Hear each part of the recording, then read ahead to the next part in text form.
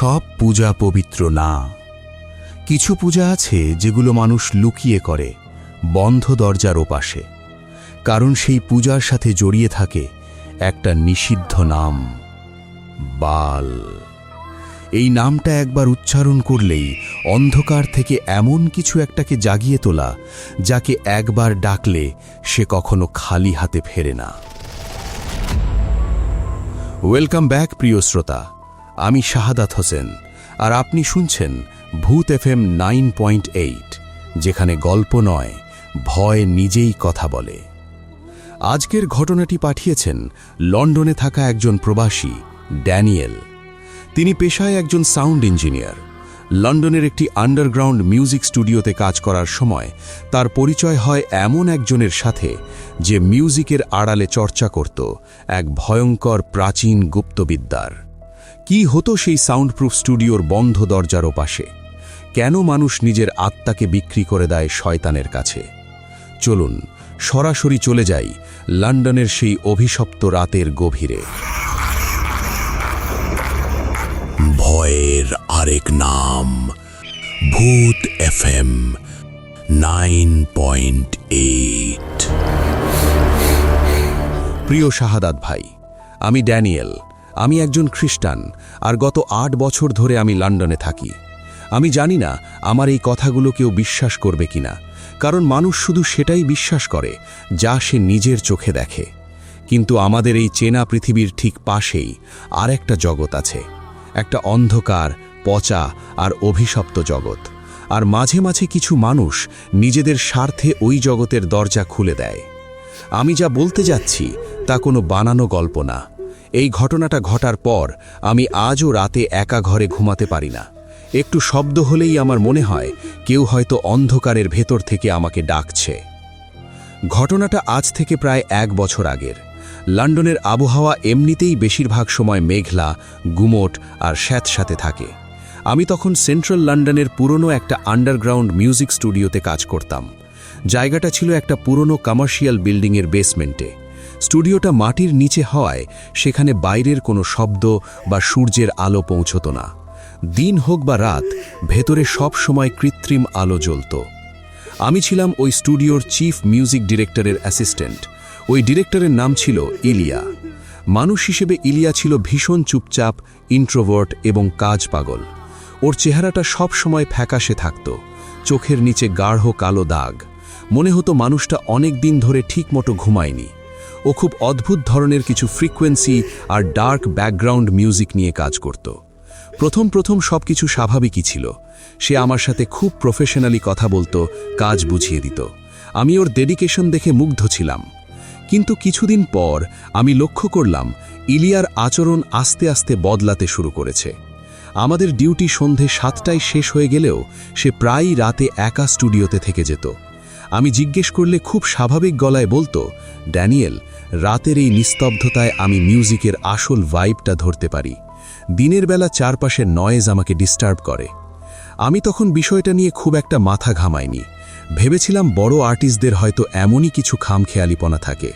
কিন্তু আমি জানতাম না, রাতের ওই নিস্তব্ধতায় ও আসলে মিউজিক তৈরি করত না, ও অন্য কিছু করত। অক্টোবর মাসের মাঝামাঝি সময়। লন্ডনে তখন বেশ ভালোই শীত পড়তে শুরু করেছে। আমি খেয়াল করলাম ইলিয়া স্টুডিওর মেইন মিক্সিং প্যানেলে এমন কিছু সাউন্ড ট্র্যাক তৈরি করছে যেগুলো শুনলে মানুষের শারীরিক অস্বস্তি শুরু হয়। সাউন্ড ইঞ্জিনিয়ারিংয়ের ভাষায় একটা টার্ম আছে, ইনফ্রাসাউন্ড বা লো ফ্রিকোয়েন্সি সাউন্ড। কিন্তু শরীর সেটা ভয় হিসেবে অনুভব করে, কিন্তু ব্রেন আর শরীর সেটা অনুভব করতে পারে। এই সাউন্ড বেশিক্ষণ বাজলে মানুষের বমি ভাব হয়, মাথা ঘোরে আর অদ্ভুত একটা ভয় বা প্যানিক অ্যাট্যাক শুরু হয়। এলিয়া তার রেকর্ডিং রুমে ঘন্টার পর ঘন্টা ওই ফ্রিকোয়েন্সিগুলো প্লে করে বসে থাকত। আমি যখনই ওর রুমের পাশ দিয়ে যেতাম, আমার বুকের ভেতরটা ধকধক করত। মনে হতো আমার হার্টবিট যেন ওই সাউন্ডের সাথে তাল মেলাচ্ছে।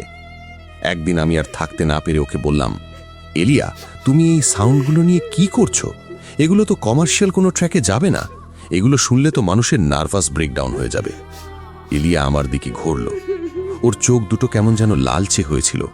ও খুব ধীর ঠান্ডা গলায় আমাকে বলল, ড্যানিয়েল, তুমি এখনো অনেক ছোট। তুমি জানো না সাউন্ডের আসল ক্ষমতা কি? প্রাচীনকালে মানুষ যখন ঈশ্বর বা অন্য কোনো শক্তির সাথে কথা বলতো, তারা এই ফ্রিকোয়েন্সিগুলোই ব্যবহার করত। এই ফ্রিকোয়েন্সিগুলো হলো ডাইমেনশন বা মাত্রা ভাঙার চাবি। আমি শুধু সেই চাবিটা তৈরি করছি। ওর কথাটা শুনে আমার গা ছমছম করে উঠেছিল। ওর তাকানোর ভঙ্গিটা এমন ছিল যেন মনে হচ্ছিল ও যেন এই পৃথিবীর কেউ নয়। আমি আর কথা না বাড়িয়ে নিজের ডেস্কে ফিরে এসেছিলাম। সেদিন ছিল বৃহস্পতিবার। ক্যালেন্ডার অনুযায়ী সেদিন অমাবস্যা ছিল। বাইরে তখন টিপটিপ করে বৃষ্টি হচ্ছে, সাথে হাড় কাঁপানো ঠান্ডা। আমি সন্ধে 7টায় কাজ শেষ করে বাসায় ফিরে গেছি। বাসায় গিয়ে ডিনার করার পর রাত প্রায় 1টার দিকে আমার হঠাৎ মনে পড়ল আমার পার্সোনাল হার্ড ড্রাইভটা আমি স্টুডিওর ডেস্কে ফেলে এসেছি। ওই হার্ড ড্রাইভে আমার খুব জরুরি কিছু ডেটা ছিল, যেগুলো পরদিন সকালে ক্লায়েন্টকে ডেলিভারি দিতে হবে। অগতয় বিরক্তি নিয়ে একটা রেইনকোট গায়ে চাপিয়ে আমি ট্যাক্সি নিয়ে আবার স্টুডিওর দিকে রওনা দিলাম। স্টুডিওর বিল্ডিংয়ের সামনে যখন পৌঁছালাম, রাত তখন প্রায় 1:30 বাজে। পুরো বিল্ডিং অন্ধকার। বেসমেন্টে যাওয়ার যে সিঁড়িটা, সেখানে টিমটিম করে একটা হলুদ বাল্ব জ্বলছে। সিঁড়ি দিয়ে নিচে নামার সময় আমার মনে হচ্ছিল বাতাসটা অস্বাভাবিকভাবে ভারী। প্রতিটা নিঃশ্বাস নিতে আমার কষ্ট হচ্ছিল। স্টুডিওর মেইন দরজাটা ভারী লোহার তৈরি। সাধারণত রাতে বের হওয়ার সময় এটা বাইরে থেকে পাসওয়ার্ড দিয়ে লক করা থাকে, কিন্তু আমি অবাক হয়ে দেখলাম দরজাটা লক করা নেই, সামান্য একটু ভেজানো। আমার বুকের ভেতরটা একটু কেঁপে উঠল। এত রাতে দরজা খোলা কেন? এলিয়া কি এখনো ভেতরে আছে, নাকি কোনো চোর ঢুকল? আমি খুব সাবধানে পা টিপে টিপে দরজাটা ঠেলে ভেতরে ঢুকলাম। পুরো স্টুডিও ঘুটঘুটে অন্ধকার। রিসেপশন, করিডোর, মেন লাউঞ্জ সব জায়গার লাইট অফ। শুধু একদম শেষ মাথায় এলিয়ার পার্সোনাল রেকর্ডিং রুমের ভেতর থেকে একটা হালকা লালচে আলো বাইরে আসছিল। আমি করিডোর ধরে ওই রুমের দিকে এগোতে লাগলাম। রেকর্ডিং রুমগুলো সাউন্ড প্রুফ হয়, মানে ভেতরে কেউ যদি গলা ফাটিয়েও চিৎকার করে, বাইরের কেউ এক ফোঁটা শব্দও শুনতে পাবে না। দরজার ঠিক মাঝখানে ছোট একটা 4 কোণা মোটা কাচের জানালা থাকে, যাতে বাইরে থেকে ভেতরে দেখা যায়। আমি পা টিপে টিপে সেই দরজার সামনে গিয়ে দাঁড়ালাম। তারপর কাঁচের জানালা দিয়ে ভেতরে যা দেখলাম, শাহাদাত ভাই, আমার শিরদান্ডায় একটা বরফ শীতল স্রোত নেমে গেল। আমার পায়ের তলার মাটি যেন সরে যেতে লাগলো। রুমের ভেতরে কোনো মিউজিক প্লে হচ্ছিল না। এলিয়ার দামি কম্পিউটার, কিবোর্ড, মিক্সিং প্যানেল সব বন্ধ। এলিয়ার রুমের একদম মাঝখানে ফ্লোরে বসে আছে। ফ্লোরের কার্পেটটা সরানো, মেঝেতে চক বা পাউডার জাতীয় কিছু দিয়ে বিশাল একটা জ্যামিতিক বৃত্ত আঁকা। বৃত্তের ভেতরে 5 কোণা বিশিষ্ট একটা তারা আঁকা, আর তারার প্রতিটা কোণায় অদ্ভুত সব উল্টোপাল্টা অক্ষর বা চিহ্ন লেখা। আমি খ্রিশ্চান হওয়ায় এই চিহ্নগুলোর মানে কিছুটা হলেও জানতাম। এগুলো কোনো পবিত্র চিহ্ন নয়, এগুলো ডার্ক আর্টস বা শয়তান পূজার চিহ্ন। বৃত্তের 4 কোণায় 4টে কালো রঙের মোটা মোমবাতি জ্বলছে। মোমবাতির লালচে আলোয় পুরো রুমটা একটা ভৌতিক রূপ নিয়েছে। ইলিয়াহার গায়ে কোনো শার্ট ছিল না। ও খালি গায়ে চোখ বন্ধ করে হাঁটু গেড়ে বসে আছে। ওর 2 হাত ওপরের দিকে তোলা। ওর ঠোঁট নড়ছে। ও খুব দ্রুত লয়ে কিছু একটা বিড়বিড় করে পড়ছে। আমি দরজার বাইরে থেকে কিছুই শুনতে পাচ্ছিলাম না, কারণ রুমটা সাউন্ড প্রুফ। আমি স্থির হয়ে দাঁড়িয়েছিলাম। আমার মাথা যেন কাজ করা বন্ধ করে দিয়েছিল। আমার কলিগ, একজন নামকরা মিউজিক ডিরেক্টর, এত রাতে স্টুডিওর ফ্লোরে বসে ব্ল্যাক ম্যাজিক করছে। হঠাৎ করে একটা অপ্রত্যাশিত ঘটনা ঘটল। স্টুডিওর মেইন কন্ট্রোল প্যানেলের যে বিশাল স্পিকারগুলো লাউঞ্জে লাগানো থাকে, সেগুলো নিজে থেকেই ক্লিক করে অন হয়ে গেল। কারেন্ট নেই, মিক্সার বন্ধ, প্যানেল বন্ধ, কিন্তু স্পিকারগুলো অন হয়ে গেল। আর সেই স্পিকার দিয়ে ইলিয়াহার ওই ফিসফিসে গলাটা পুরো স্টুডিওতে আমার কানের কাছে ইকো হতে শুরু করল। ও কোনো গান গাইছিল না, ও কোনো স্বাভাবিক ভাষায় কথা বলছিল না। ও একটানা একটা পৈশাচিক ভারী গলায় শুধু একটা নামই জপছিল, বাল ভনিতে আদমে, বাল ডমিনাস মুস্কারম, বাল। শাহাদাত ভাই, বাল নামটা শোনার সাথে সাথে আমার পুরো শরীর প্যারালাইজড হয়ে গেল। বাইবেল বা প্রাচীন ধর্মে এই বাল হলো মিথ্যা দেবতা, ধ্বংস এবং অন্ধকারের প্রতীক। যাকে খুশি করার জন্য প্রাচীনকালে মানুষ নিজের শিশুদের আগুনে পুড়িয়ে বলি দিত। ইলিয়াহ ওই শয়তানকে ডাকছে। আমি কাঁপতে কাঁপতে দেখলাম মোমবাতির আলোয় ইলিয়াহার পেছনের দেয়ালটায় ওর নিজের যে ছায়াটা পড়েছিল, সেই ছায়াটা হঠাৎ করে ইলিয়াহার শরীরের মুভমেন্টের বাইরে নিজে থেকে নড়তে শুরু করেছে। ইলিয়াহ হাঁটু গেড়ে বসে আছে, কিন্তু ওর ছায়াটা ধীরে ধীরে দেয়ালের উপর বড় হতে লাগলো। ছায়াটা যেন সোজা হয়ে দাঁড়াচ্ছে। আর সবচেয়ে ভয়ঙ্কর ব্যাপার হলো, আমি স্পষ্ট দেখলাম দেয়ালের ওই ছায়াটার মাথা থেকে দুটো বড় বড় শিংয়ের মতো আকৃতি বেরিয়ে আসছে। আমার চোখের সামনে ইলিয়াহার ছায়াটা একটা বিকট অমানবিক দানবের রূপ নিচ্ছিল। আর স্পিকার থেকে তখন একটা অমানুষিক গর্জনীর মতো হাসির শব্দ ভেসে এলো। আমি আর 1 সেকেন্ডও সেখানে দাঁড়াইনি। আমার হার্ড ড্রাইভ, আমার জ্যাকেট সব ফেলে রেখে আমি একটা বদ্ধ উন্মাদের মতো দৌড়ে বিল্ডিং থেকে বেরিয়ে আসি। বৃষ্টিতে ভিজে কাঁপতে কাঁপতে আমি বাসায় ফিরি। সারা রাত আমি আমার বেডরুমের লাইট জ্বালিয়ে ক্রুশ হাতে নিয়ে বসেছিলাম। পরের দিন সকালে আমি স্টুডিওতে যাই। আমার চোখের নিচে কালি, শরীর কাঁপছে।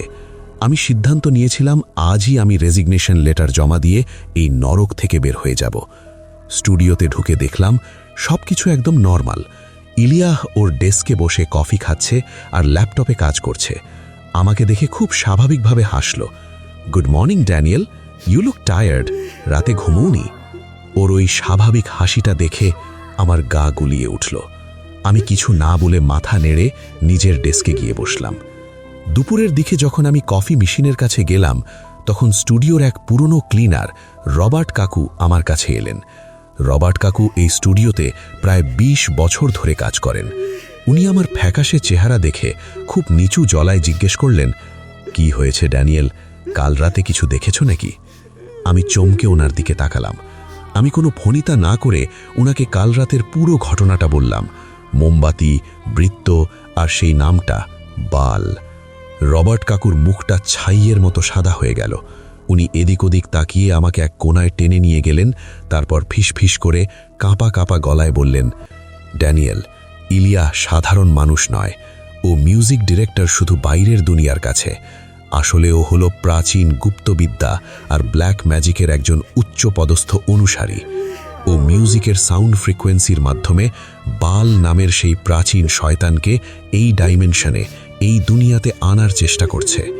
আমি অবাক হয়ে বললাম, কিন্তু কেন? এসব করেও কি পাবে? রবার্ট কাকু একটা দীর্ঘশ্বাস ফেলে বললেন, ক্ষমতা। বাল হলো সেই শক্তি যে তার উপাসককে পৃথিবীর যে কোনো ক্ষমতা দিতে পারে, কিন্তু এর বদলে সে একটা জিনিস চায়।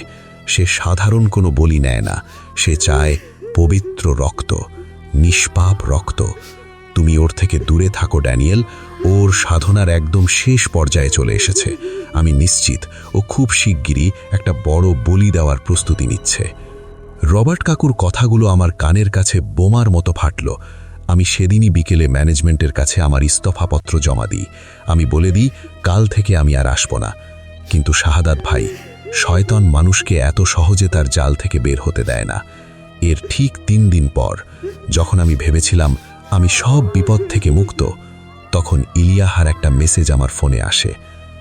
আমি ভেবেছিলাম সব শেষ, কিন্তু আসল ভয় তখনও শুরু হয়নি। আমি স্টুডিওর চাকরিটা ছেড়ে দেওয়ার পর 3 দিন পার হয়ে গেছে। আমি বাসায় একাই থাকতাম। আমার মনে হতো আমি যেন একটা বিশাল দম বন্ধ করা অন্ধকার থেকে মুক্তি পেয়েছি। রবার্ট কাকুর সেই কথাগুলো, সে পবিত্র রক্ত চায়, আমার মাথায় ঘুরপাক খেত। কিন্তু আমি ভাবতাম, আমি তো আর ওই স্টুডিওতে যাচ্ছি না, আমার আর কি ভয়? কিন্তু আমার এই ধারণাটা মারাত্মক ভুল ছিল। শয়তান যখন কাউকে টার্গেট করে, তখন সে কোনো না কোনোভাবে তাকে তার ডেরায় টেনে নিয়ে যায়। মঙ্গলবার রাত প্রায় 9:30 বাজে। লন্ডনের রাস্তায় বরফের মতো কনকনে হাওয়া বইছে। আমি আমার ফ্ল্যাটে বসে টিভি দেখছিলাম। হঠাৎ আমার ফোনটা ভাইব্রেট করে উঠল। স্ক্রিনের দিকে তাকিয়ে আমার হৃৎস্পন্দনটা 1 সেকেন্ডের জন্য স্পন্দন বন্ধ করে দিল। মেসেজটা ইলিয়াহার কাছ থেকে এসেছে। ড্যানিয়েল, আমার একটা প্রজেক্টের অডিও ট্র্যাকে খুব জটিল একটা সমস্যা হয়েছে। মেইন ভোকাল ফ্রিকোয়েন্সিটা ক্র্যাশ করছে। তুমি ছাড়া এটা কেউ সলভ করতে পারবে না। আমি জানি তুমি চাকরি ছেড়েছ, কিন্তু আজ রাতেই আমার ফ্ল্যাটে এসো। 8 ঘন্টার কাজ, আমি তোমাকে ডাবল পেমেন্ট দেব। মেসেজটা পড়ে আমার হাত পা ঠান্ডা হয়ে গেল। আমার উচিত ছিল সাথে সাথে মেসেজটা ইগনোর করে ফোন বন্ধ করে দেওয়া, কিন্তু প্রফেশনালিজম আর তার চেয়েও বড় কথা এক অদ্ভুত অশুভ কৌতূহল আমাকে ভেতর থেকে কুড়ে কুড়ে খাচ্ছিল। আমি ভাবছিলাম, ওর ফ্ল্যাটে তো আর স্টুডিওর মতো কোনো সাউন্ড প্রুফ রুম নেই, আর আমি তো শুধু আধ ঘন্টার জন্যই যাব। ভয় লাগলেও আমি আমার ল্যাপটপ ব্যাগটা কাঁধে ঝুলিয়ে রাত 10টার দিকে ওর ফ্ল্যাটের উদ্দেশ্যে বেরোলাম। ইলিয়াহার বাসাটা ছিল নটিং হিলের একটা পুরনো নির্জন এলাকায়। চারপাশের বিল্ডিংগুলো ভিক্টোরিয়ান আমলের। ওর ফ্ল্যাটটা ছিল 3 তলায়। আমি ওর দরজার সামনে গিয়ে দাঁড়ালাম। পুরো ফ্ল্যাটে কোনো শব্দ নেই, শুধু একটা ভারী নিস্তব্ধতা। আমি কলিং বেল বাজাতে হাত বাড়ালাম, কিন্তু বেল চাপার আগেই দরজাটা নিজে থেকেই ক্লিক করে ধীরে ধীরে খুলে গেল। আমি কাঁপা গলায় ডাকলাম, ইলিয়া, আছো? আমি ড্যানিয়েল। ভেতর থেকে কোনো উত্তর এলো না। আমি ধীরে ধীরে দরজাটা ঠেলে ভেতরে পা রাখলাম। ভেতরে ঘুটঘুটে অন্ধকার, কোনো লাইট জ্বলছে না, কিন্তু আমি একটা জিনিস সাথে সাথেই বুঝতে পারলাম। ফ্ল্যাটের বাতাসটা অস্বাভাবিক রকমের ঠান্ডা। বাইরের হাড় কাঁপানো শীতের চেয়েও এই ঠান্ডাটা অন্যরকম। মনে হলো যেন আমি একটা কোল্ড স্টোরেজ বা মর্গে ঢুকে পড়েছি। আর তার সাথে নাকে এলো সেই পুরনো পচা রক্ত আর পোড়া সালফারের উৎকট গন্ধ। গন্ধটা এতটাই তীব্র আর গা গোলানো ছিল যে আমার বমি আসার উপক্রম হলো। আমি আমার প্যান্টের পকেট থেকে মোবাইলটা বের করে ফ্ল্যাশলাইট জ্বেলে ভেতরের হল রুমের দিকে এগোলাম। ইলিয়া, কোথায় তুমি? আমি একটু জোরেই ডাকলাম। হঠাৎ আমার কানে একটা শব্দ এলো, কোনো বাচ্চার কান্নার আওয়াজ, খুব মৃদু, ফুপিয়ে ফুপিয়ে কাঁদছে। শব্দটা আসছিল হল রুমের একদম শেষ মাথার একটা বন্ধ বেডরুম থেকে। আমার বুকটা কেঁপে উঠল। ইলিয়ার তো কোনো পরিবার নেই, ও তো ব্যাচেলার। তাহলে ওর ফ্ল্যাটে এত রাতে কোনো বাচ্চা কাঁদবে কেন? রবার্ট কাকুর সেই কথাগুলো, সে চায় পবিত্র রক্ত, নিষ্পাপ রক্ত, আমার কানের কাছে হাতুড়ির মতো বাড়ি দিতে লাগলো। আমি বুঝতে পারছিলাম আমি একটা মারাত্মক বিপদের মধ্যে পা দিয়ে ফেলেছি। আমার ব্রেন আমাকে বলছিল, পালাও ড্যানিয়েল, এখনই পালাও। কিন্তু ওই বাচ্চার ওই অসহায় কান্নাটা আমাকে থামিয়ে দিল। আমি আমার ল্যাপটপ ব্যাগটা ফ্লোরে ফেলে দিয়ে ফ্ল্যাশলাইট হাতে ওই বেডরুমের দরজার দিকে দৌড়ে গেলাম। আমি দরজাটা ধাক্কা দিলাম। দরজাটা ভারী কাঠের ছিল, কিন্তু সহজেই খুলে গেল। ভেতরের দৃশ্যটা দেখে আমার পা থেকে মাথা পর্যন্ত পুরোপুরি অবশ হয়ে গেল। আমি যেন শ্বাস নিতে ভুলে গেলাম। বেডরুমের কোনো আসবাবপত্র নেই, পুরো ঘরটা ফাঁকা। ঘরের মাঝখানে ফ্লোরে সেই একই জ্যামিতিক বৃত্ত আঁকা যেটা আমি স্টুডিওতে দেখেছিলাম। বৃত্তের চারপাশে 8টা কালো মোমবাতি জ্বলছে, আর বৃত্তের ঠিক মাঝখানে একটা 5-6 বছরের ছোট বাচ্চা ছেলেকে হাত পা বেঁধে বসিয়ে রাখা হয়েছে। ছেলেটার গায়ে কোনো পোশাক নেই, শুধু একটা সাদা কুতির কাপড় জড়ানো। ওর চোখে একটা মোটা কালো কাপড় বাঁধা। ও ভয়ে থরথর করে কাঁদছে আর ফুপিয়ে ফুপিয়ে কাঁদছে। আর ঠিক বাচ্চাটার পেছনে ফ্লোরে হাঁটু গেড়ে বসে আছে ইলিয়া। কিন্তু এটা সেই ইলিয়া নয় যাকে আমি চিনতাম। ওর গায়ে কোনো শার্ট নেই, ওর পুরো শরীরে, বুকে, হাতে লাল রঙের কি যেন দিয়ে অদ্ভুত সব চিহ্ন আঁকা। ওর এক হাতে একটা পুরনো বড় ধারালো অ্যান্টিক ছুরি। আমাকে দেখে ইলিয়া খুব ধীরে ধীরে মাথা তুলে আমার দিকে তাকালো। ওর চোখ দুটো অস্বাভাবিক বড় বড়, আর চোখের মণি সম্পূর্ণ কালো। চোখের সাদা অংশ বলতে কিছু নেই। ও বিকৃতভাবে হাসল। ওর হাসিটা মানুষের মতো ছিল না। ওর গলাটা তখন আর ওর নিজের ছিল না। একটা ভারী পৈশাচিক 2-3টে গলা একসাথে মিশে যাওয়ার মতো শব্দে ও আমার দিকে তাকিয়ে বলল, তুমি এসেছ ড্যানিয়েল। আমি জানতাম তুমি আসবে, কারণ সে তোমাকেও ডাকছিল। আমি জমে গিয়েছিলাম। আমি তোতলাতে তোতলাতে বললাম, ইলিয়া, কি করছো তুমি? বাচ্চাটাকে ছেড়ে দাও, আমি পুলিশ ডাকব। ইলিয়া ওর হাতের ছুরিটা উপরে তুলল। ওর কালো চোখের দৃষ্টি আমার উপর স্থির। পুলিশ? আজ তুমি নিজের চোখে দেখবে ড্যানিয়েল, কেন মানুষ বালকে ডাকে। এই পবিত্র রক্ত আজ তার ক্ষুধা মেটাবে, আর তুমি হবে তার সাক্ষী। এই কথা বলার সাথে সাথে ইলিয়া ল্যাটিন ভাষায় সেই মন্ত্র পড়া শুরু করল। বাল ডোমিনাস মুস্কারাম আক্সিপে হাঙ্ক ভিক্টিমাম। বাল ডোমিনাস মুস্কারাম আকসিপে হাঙ্ক ভিক্টিমাম। আর সেই মুহূর্তে ঘরের 8টা মোমবাতি একসাথে দপ করে নিভে গেল। পুরো ঘর ঘুটঘুটে অন্ধকার। আমার মোবাইলের ফ্ল্যাশ লাইটটা একা একাই ঝিকমিক করতে করতে বন্ধ হয়ে গেল। অন্ধকারের মধ্যে আমি দেখলাম ঘরের সিলিং থেকে বিশাল আকারের কালো ধোঁয়ার মতো একটা ছায়া নিচে নেমে আসছে। ছায়াটার কোনো নির্দিষ্ট আকার ছিল না, কিন্তু সেটার মাঝখান থেকে দুটো জ্বলন্ত লাল চোখ আমার দিকে তাকালো। ছায়াটা ধীরে ধীরে ওই বাচ্চাটার উপর নেমে আসতে লাগলো।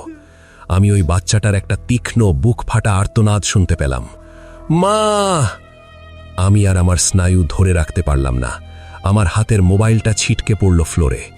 আমি একটা চিৎকার দিয়ে পেছন ঘুরে দৌড় দিলাম। হলরুম পার হয়ে আমি ইলিয়ার বাসার মেন দরজা দিয়ে এক লাফে রাস্তায় ছিটকে পড়লাম। আমি সিঁড়ি দিয়ে আক্ষরিক অর্থেই গড়িয়ে নিচে নেমেছিলাম। রাস্তায় এসে আমি পাগলের মতো দৌড়াতে লাগলাম। ঠান্ডায় আমার শ্বাস বন্ধ হয়ে আসছিল, কিন্তু আমি থামিনি।